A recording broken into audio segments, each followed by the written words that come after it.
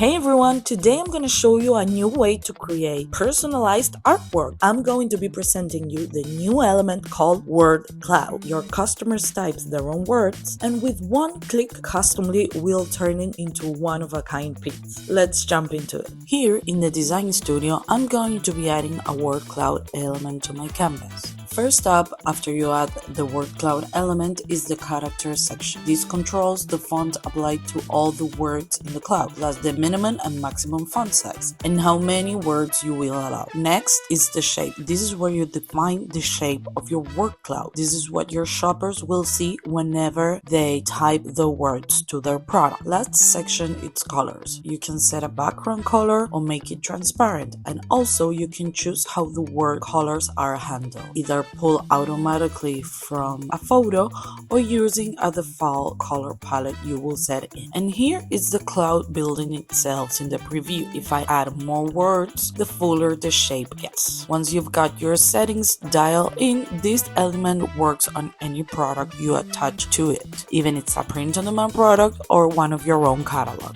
Now, let's jump over to what your shoppers will see. Here, the shoppers can type their own words, names, inside jokes, dates, whatever they want, and the word cloud here builds itself automatically inside the shape. Every shopper gets a completely unique result from the same product. Once they check out, Customly generates the print-ready file automatically, nothing to build by hand. And that's our word cloud feature, a fun and creative way to create your customers' words into a personalized artwork. Go try it out in your store, and I will see you in our next tutorial. Goodbye everyone!